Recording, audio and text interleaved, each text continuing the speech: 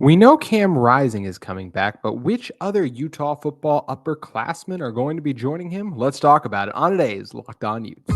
You are Locked On Utes, your daily podcast on the Utah Utes. Part of the Locked On Podcast Network. Your team every day.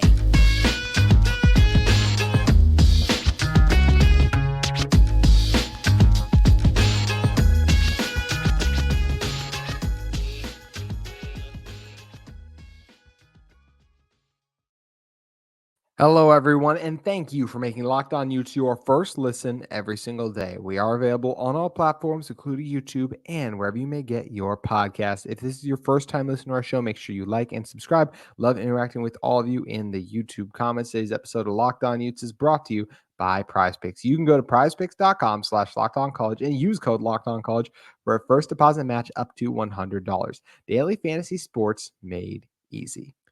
My name is JT Wistrcill, former intern inside the University of Utah Athletic Department. And on today's show, we're diving into all things Utah football players returning in 2024. We talk about the biggest names and even just other key contributors that will have the decision if they want to move on, whether that be the NFL or just go with other paths in their careers that they choose to do, or if they want to come back to Utah. And it is a massive list for Utah. And I think the first thing, as we talked about yesterday a little bit, but Cam coming back is huge. I think if Cam had decided to go to the NFL, you just don't have the same confidence in all of that and this team's ability to compete in the Big 12 right away. Utah proved, and I should say, you're still very good in the Big 12. It's just with Cam coming back, I think a lot of these guys, the upperclassmen, wouldn't want to try to make things work with either a new quarterback or a backup quarterback if Bryson does end up staying as he can. So that's where, to me, I just know that Cam coming back is such a massive boost because the quarterback, the confidence he instills, when you have Cam Rising, this team and this group believe they can beat anyone. And I think that belief is justifiable when you look at what they've accomplished when Cam Rising does take the field with this group of Utah football players. So him coming back is huge, and you're going to see guys come back. And the first one of those, and all of these I am saying are just predictions based on the context. This is zero insider information. The first one's Brant Kuithe, and I do believe Brant Kuithe is going to come back. When you look at Brant Kuithe, he's a guy who just a couple of years ago, we talked about how much immense success we thought he was going to have at the NFL level, but the injury completely derailed that at the time. And then this year, you figured he could come back, rehabilitate his stock, and then be selected in the NFL draft. And he wasn't able to do that. Time and time again in the NFL draft process, we see players drop due to injuries, medical questions, all of those things of that nature.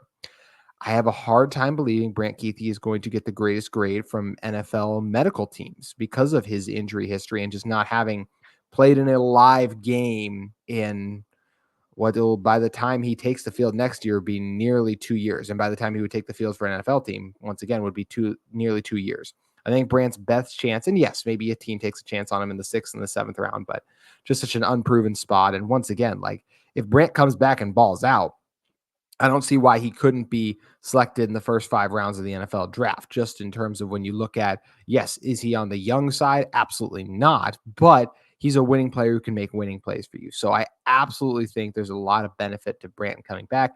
He can show and demonstrate that he is still that elite pass catching tight end, especially with how, a lot of people said Brant would be an H-back at the NFL level, but just with the way tight ends don't have to block as much anyways, I think he could still be a great tight end for any team. But he's got to come back and prove that, in my opinion. Maybe he can go to a camp, make a roster, and do it that way. But I think his best chance to NFL success in the right situation and with a higher draft pick is with coming back to Utah and showing that you are healthy.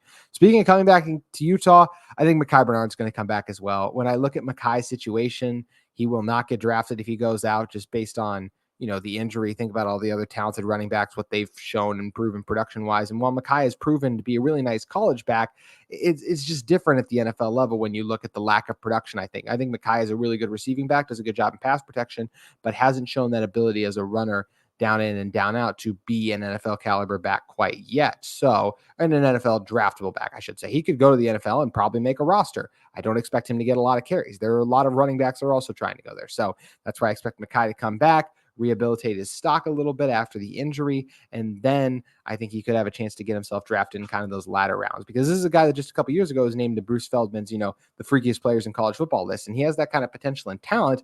I just hasn't been able to show that completely just this year because of the injury And I'm hoping next year he'll be able to show that and prove that will have a chance to go to the NFL. So that would be awesome to see. I am going to hit you with my first prediction of a guy that I do think is going to go, though. And I know that, yes, the whole thing about this is like who's going to walk, who's going to not. I'm much more interested in the factor of like, okay, will they come back to school or will they go to the NFL? So Tao Laumea to me is going to go to the NFL. This guy's been with this team for 4 years now. I think he's going to be drafted in that Braden Daniels range, so that top 4 round selection as a interior offensive lineman. That's where I see him projecting better at in the NFL. That's where most evaluators see him projecting at better too. I think Satau is an elite run blocker, has a little bit to improve in pass protection.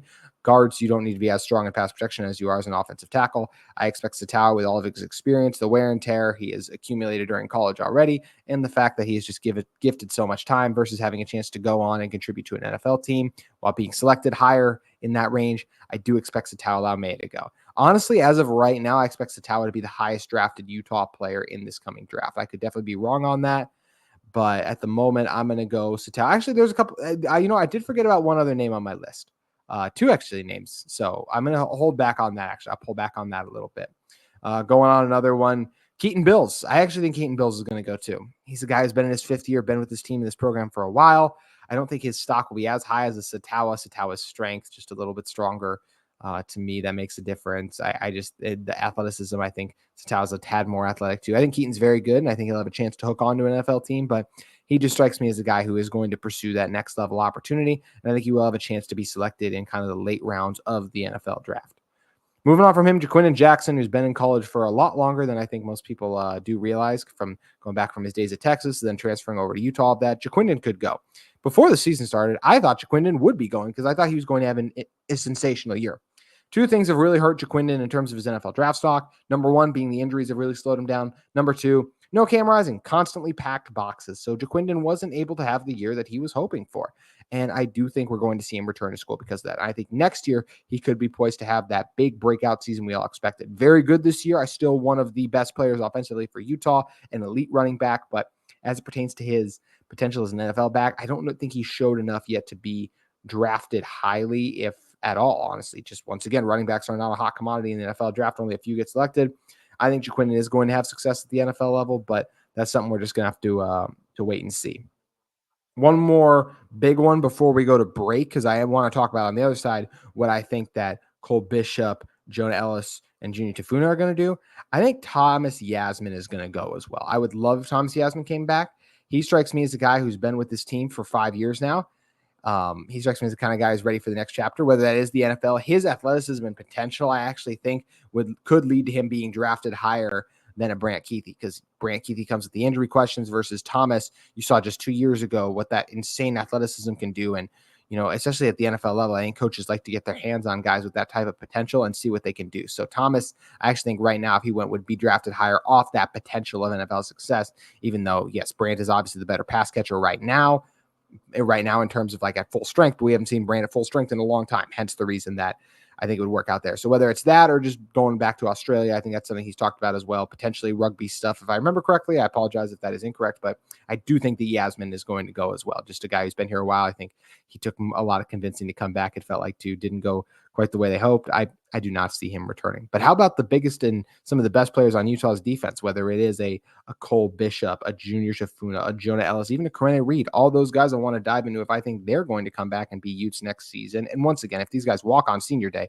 they can still come back. So that'll be interesting to see, though, which guys are for sure not walking or for sure walking, and then we'll continue to have this debate about if they're going to come back or not. So lots still up in the air, especially with those key defenders that I mentioned. And I want to continue to break down where I think a lot of these guys are going to land. But first, I want to talk to you guys about our friends at LinkedIn Talent Solutions. These days, every new potential hire can feel like a high-stakes wager for your small business. You want to be 100% certain that you have the access to the best qualified candidates available. That's why you have to check out LinkedIn Jobs. LinkedIn Jobs helps you find the right people for your team faster and for free. You guys can head over and add your job to the purple hashtag hiring frame to your LinkedIn profile to spread the word that you're hiring. There are great candidates out there ready to get to work today, and LinkedIn has simple tools like screening questions that make it easy to focus on candidates with just the right skills and experience so you can quickly prioritize prioritize who you'd like to interview and hire. It's one of the many reasons that small businesses rate LinkedIn Jobs #1 in delivering quality hires versus leading competitors. LinkedIn Jobs helps you find the qualified candidates you want to talk to faster. Post your job for free at linkedin.com/lockedoncollege. That's linkedin.com/lockedoncollege to post your job for free. Terms and conditions do apply. Alrighty, coming back into this one, let's talk about some other NFL potential guys or guys I think are going to come back to Utah. Jonah Elliss is the big one. This is interesting. Obviously, his dad on the staff at Utah, coming off a monster season, one of the best sack producers in college football. I think he still leads the FBS overall. The last I checked, just sensational stuff from, or not FBS, excuse me, but Power 5. I think he still trails someone to FBS. Either way, to me, Jonah Elliss is going to go. I would not be surprised at all if he came back for the reasons I listed, but this is where you strike when the iron is hot to me. You go. I would be shocked if Jonah was not selected, honestly, in the first 3 rounds of the NFL draft. I think when you look at where he is as a pass rusher, showing off the bend, the exceptional hands, the bevy of moves, he could go right away and be a key part of an NFL team's pass rush plan. And I think he's a strong run defender too. So that's where I expect Jonah to go. I think he'll be a high pick. I think now is the time is right for him. I would love to see the mayor of Sac Lake City, return to Salt Lake City, but I think he's going to go. And also there are a lot of guys on here that I would advise them not to go just from, I mean, what do I know, right? I'm the guy with the podcast, but just from like looking at the NFL and watching other college football, like, I don't know where your draft stock's at or this or that. Jonah's the guy I would advise to go. I think every team's looking for pass rush, and I think they'll be very happy with Jonah Elliss. All right, moving on from Jonah, Junior Tafuna. Total, this is a one that's very interesting to me. It's a guy who's played for 3 years in a row now. Could go if he wanted to. At the moment, I'm going to go Junior comes back. I think he's a very good run-stuffing defensive tackle. He's shown a little bit of ability to rush the quarterback, but not an outstanding one. I think he's going to come back, and I think he's going to be a guy who plays all 4 years at Utah. I think if he was to declare, he'd be a mid to late round pick, but I think if he comes back, he can continue to kind of climb his stock and get even higher, and needs to improve on his interior pass rush ability to me to be a 3-down defensive lineman in the NFL, but does a lot of very nice things in that regard, and is an elite defensive tackle, obviously just at the University of Utah. So a big boost for Utah to get him back. I think the toughest one on this list for me to lock down or get a feel for is Cole Bishop. Cole Bishop's a guy who's played at Utah for all 3 years. I have seen Cole Bishop's name brought up in mock drafts and other things of that nature. But the more I just sit here and think about it, I think wherever I see Bishop's name, I see him I think maybe one I saw him sneak in the second round, but most is third, fourth, and fifth. I think he's going to come back, and I think he's going to put himself in position to be a top 60 pick in the very near future. I think Bishop does a lot of good things, but I just think NFL-wise might need to get a little bit bigger still. The instincts are obviously their ability to tackle in space. I could 1000% once again see him going. I think he's ready to play and make some things happen in the NFL. But if he wants to get just a little bit better and improve his stock, plus have a chance to continue to win with his team, all things he very well might like to do, I'm going to go Cole Bishop is going to end up staying. But that is one, once again, I'm very curious to see how it shakes out. Continuing on, Johnny Maea. I do think Maea is going to stay. He was going to be this team's starting center, at least it sounded like, until injuries really derailed that. I think next year he's going to come back and want to have that opportunity to start. Micah Pittman, another guy I think is going to come back. For so long, he's been trying to get healthy, and I wouldn't be surprised at all to see him move on just in terms of all the injuries that he's suffered, and maybe I mean, if he goes, he will not get drafted at the NFL just with the way the receiver position now. There's always good guys that come out. His lack of production coming off the injury, he would not get drafted. So he'd be trying to go the undrafted free agent route. That can be a dangerous route to try and go if you're trying to make the NFL. So that's where I just think for Michael Pittman, he's going to come back for Utah, get to play with Cam Rising, the main reason he came to Utah in the first place. That's how I see it going for Pittman. Next, getting into some of the corners, I see both JT Broughton and Miles Battle as guys who will be departing for the NFL. I don't know how. Battle, I think, will be probably undrafted, maybe 6th or 7th. I think Broughton, I could see anywhere from 5, 6, 7 to even undrafted too. I think Broughton does a number of nice things. I know Utah's been gashed through the air a few times. The Pac-12 has phenomenal quarterback talent. I don't put that on the corners I don't put that as bad corners as much as I more do like great receivers, but you're going to see a lot of those in the NFL. So that's where those guys will get knocked a little bit, but I think Broughton's been here for 5 years now. I think he's ready to go on and try his luck at the NFL. And I do think he's going to stick with an NFL team, just like Miles Battle is going to end up making the roster too, if he does go, because all those guys are just playmakers who continue to make things happen. Moving on, Karene Reed. This is a guy I kind of teased with the defenders earlier. I do think Karene Reed is going to come back. I think he's been a key part of this Utah defense for a few seasons. I think he loves it here at Utah. Because he is a little undersized, I don't know how. I just don't think he would be a top 3-round draft pick. Anywhere after that, I could definitely see him going in. But I think Karene is going to want to come back for another year, continue to grow his skills. He's arguably played his best football this year. I probably would go he has with some of the exceptional plays he's made in coverage and just in tackling and space in general. Reed has been lights out, and I think he wants one more year to really solidify his NFL stock to try to put himself in position. And obviously, all these guys too. Like, it's not just like, oh, I'm dying to go to the NFL, but I can't because I'm not good enough. Like, these guys could go have a chance to play in the NFL. And then I think the main thing is when you're talking about these guys too is they do love it at Utah, so they can continue to grow and develop their skills, win at the college level, and play for a team and a program they love. I think all of those are absolutely true.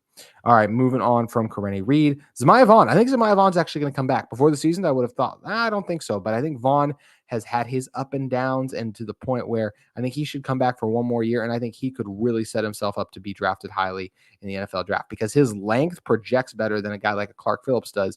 Although we know how special Clark Phillips was in college, versus Zamiah Vaughn has been good in college, but not as good as Clark Phillips. But next year, I think had good season overall for Zamiah, could be even better next year. I think he's going to come back and refine a couple of those skills and traits.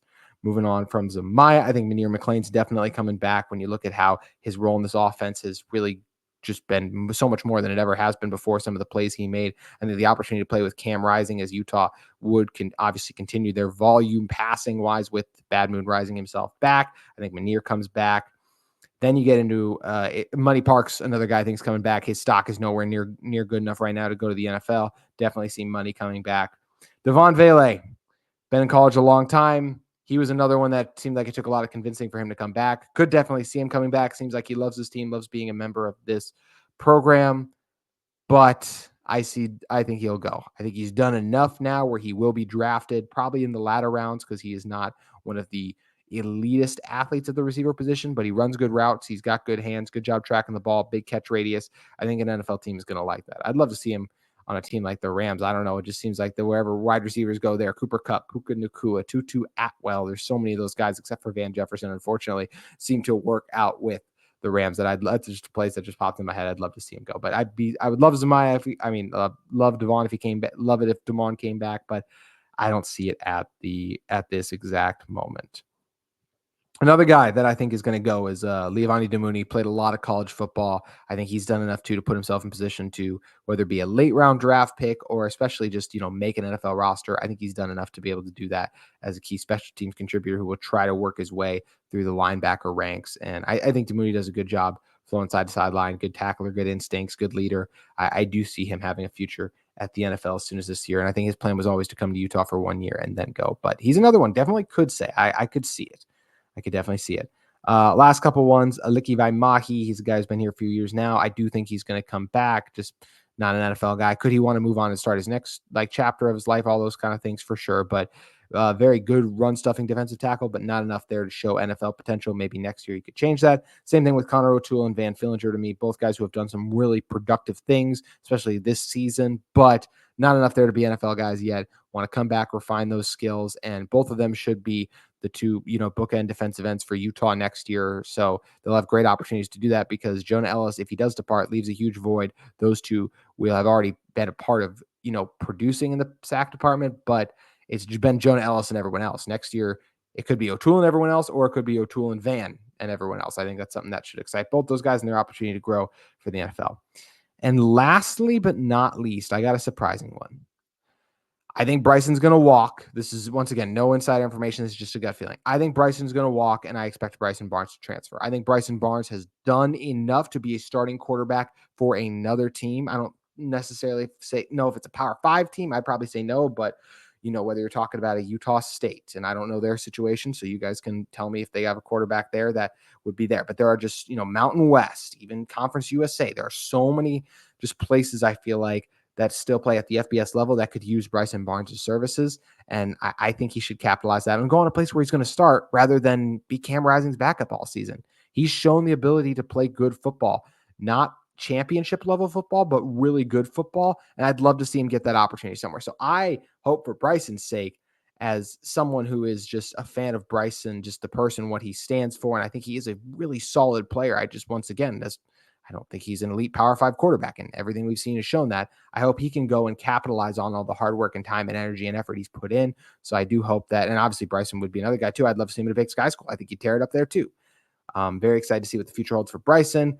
I think he should move on, but if he does come back, then Utah's very lucky to once again have one of the best backup quarterbacks in college football, which Bryson proved himself to be this year. I know the Arizona game wasn't great, but once again, backup quarterback, all you wanted to do is give you a chance, and Bryson has done that throughout the season, even if he is a game manager.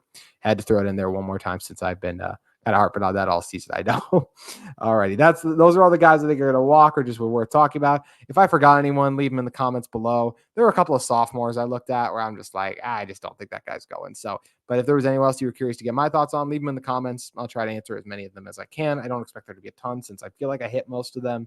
But yeah, let me know for you guys too. The Brants, the Jonahs, the biggest names, even just all the names I went through. I'd love to hear your predictions of if you think they're going to come back or if you think they're going to walk and then end up leaving. Which said there was 15 to 18 guys that are going to be walking. So it's going to be interesting to see what that group of 15 to 18 guys is going to be, because a lot of guys that are going to come back, they're still going to walk because they're still debating what they want to do. So always fun to watch for on senior night this Saturday against the Buffs and Kyle Whittingham. This is the final game of the regular season for him and his team. So he sat in front of, in regular season, once again, we obviously got the bowl game, but that's in December.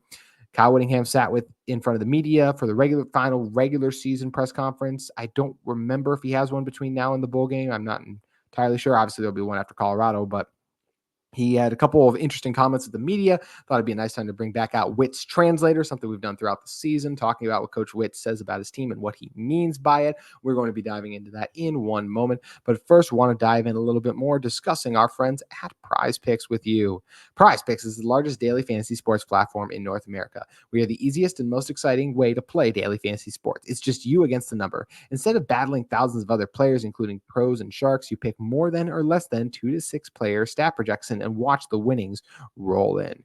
You want to play alongside some of PrizePicks' favorite players, like you can do rapper Meek Mill, comedian Andrew Schultz. You can now find community picks under the promo tabs on the app and view entries from some of the biggest names in the PrizePicks community each week. PrizePicks even offers reboot policies that your entries stay put even if one of your players gets injured for football and basketball games. If you have a player who exits the game in the first half and does not return in the second, the player is rebooted. PrizePicks is the only daily fantasy sports platform with an injury insurance policy. So make sure you guys head over to PrizePicks, and there's a great offer if you do head over to PrizePicks, because players and stats are what you're searching for. Highlight your winnings at PrizePicks. How fun, the experience of playing the game. Go to prizepicks.com/LockedOnCollege and use code LockedOnCollege for a first deposit match up to $100. You can go to prizepicks.com/LockedOnCollege and use code LockedOnCollege for a first deposit match up to $100. All righty, coming in to close this one out. Talk about Kyle Whittingham, speaking to the media as we do Witts translator. Always a segment that I enjoy doing where we kind of, college coaches say a lot of things and not all of it is dead on. So I thought that we would say one thing and mean another. I'll say that. And so I thought it's always fun to dive into some of the things that Witt says throughout his weekly press conference there. I thought that one thing that Witt said that I absolutely agree with was he said that, this is Utah's final regular season Pac-12 game, which is crazy. And he said when talking about the Pac-12 that it's been instrumental in helping the team and the program grow. And he's absolutely right.